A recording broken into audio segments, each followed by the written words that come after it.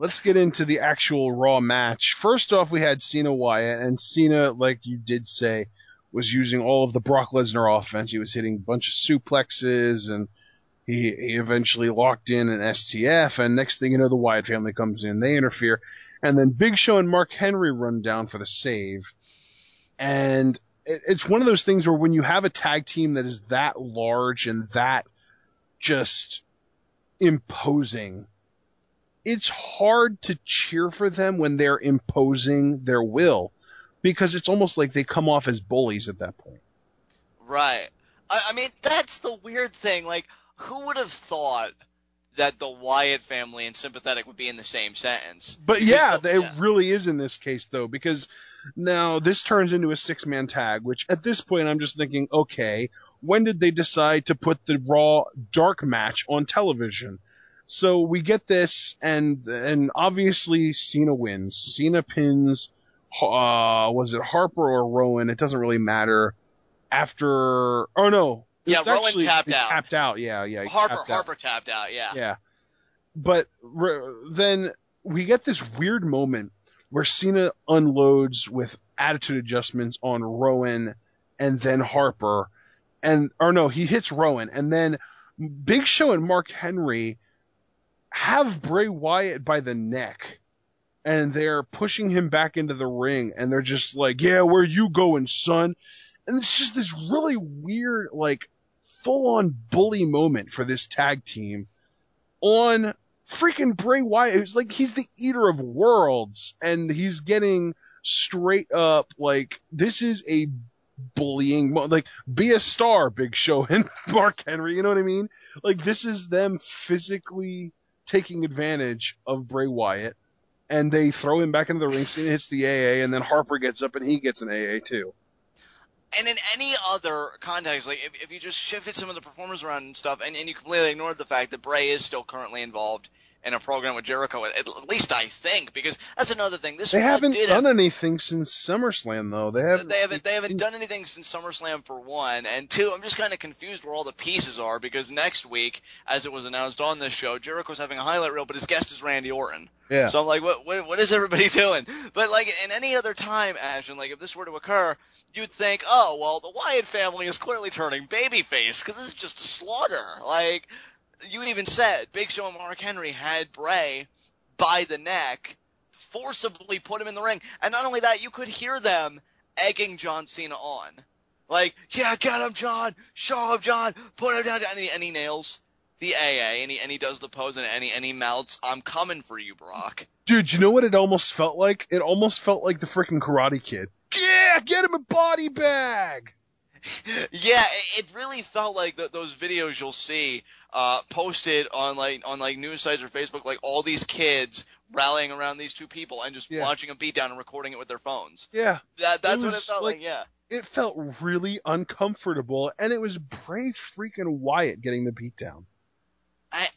And that's the thing. And Bray Wyatt having the history of playing the head games and getting in John Cena's head, and John Cena just retorting that, just being like, nope.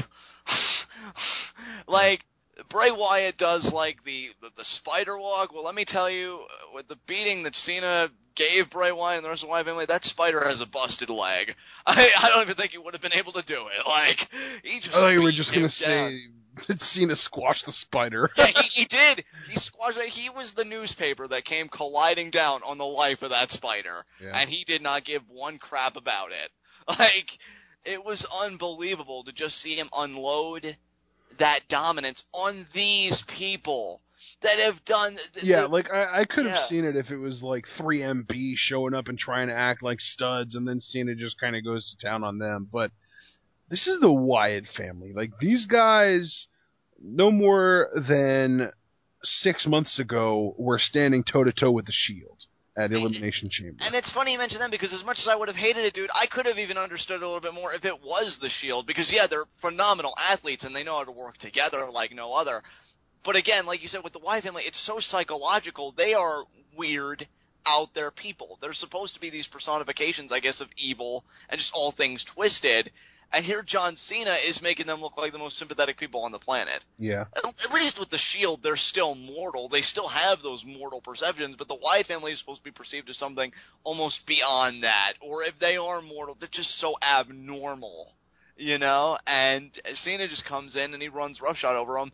And you do feel that sympathy because it's like, wow, look at how far the Wyatt family has fallen. And that was really the biggest burning criticism is WWE, F you for what you did to the Wyatt family. You've killed the Wyatt family. Look what you're doing to Bray Wyatt. And yeah, so it drew up sympathy for these guys. You would have thought they turned face tonight, but it was done by John Cena, Mark Henry, and Big Show, who their alignment, as designated by WWE, at least they want to be received that way, are baby faces. Well, so and let's be honest with ourselves. Regardless of what alignment he is, Mark Henry can always pull off being a heel because even if he's technically a babyface, the way he trash talks, he's such a purebred heel. It's amazing.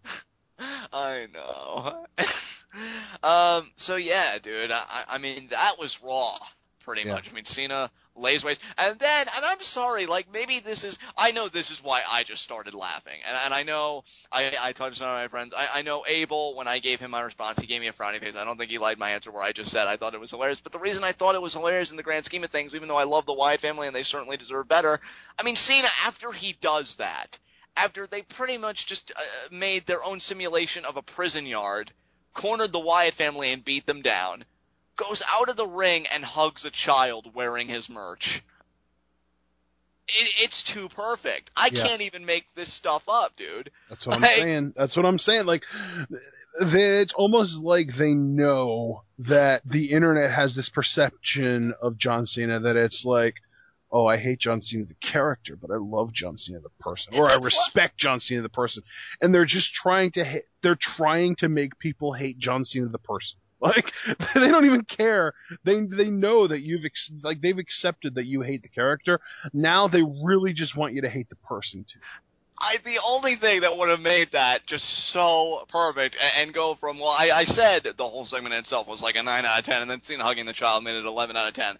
To make it 200 out of 10, as he's hugging the child, if they would have, like, phased out of that and just showed Vince McMahon's face, like, consuming the screen, just laughing. And just laughing at all of us. Because that's the perception I got some higher up. Show GIFs of that segment where Stacy Keibler gave him a lap dance. Yeah. Where he's like making those like, oh faces and just like freaking out. Yeah, it's just like those are the phases, and like I've heard him laugh before, and he puts his back into it because he's a no good bastard, at least as a television character, and that's why I love him. Yeah. And that's the kind of laugh he would have had backstage, because him hugging that child was kind of like that wink being like, we got you. Just pouring salt in the wounds. And it is just fantastic, especially because of the discussion we had. It does make me intrigued. Where does Cena go from here? Because I won't even go as far as to say that his 15th reign will be his last one, because I wouldn't say that him getting 16 world titles is impossible. Right. But he's not going to be a champion for the remainder of this year. He's not going to be a champion for the remainder of the wrestling season, and by that I mean going up to WrestleMania 31. I wholeheartedly believe that. So what does he do? What does he do when Lesnar beats him again? What does he do when he's handed him 2 back-to-back, hopefully humiliating defeats, because we don't know the kind of fight that Cena has put up yet at Night of Champions because it hasn't happened yet. But there's a lot of intrigue there, and I know people are angry, and I can understand, I can sympathize with their anger, but this is John Cena, and we hope, anyway, that Ashton's fan theory and the discussion that proceeded from it may have given you a fresh perspective, may have even given you a little bit of hope and excitement for what is to come with John Cena. So, absolutely. All right, John, let's move on.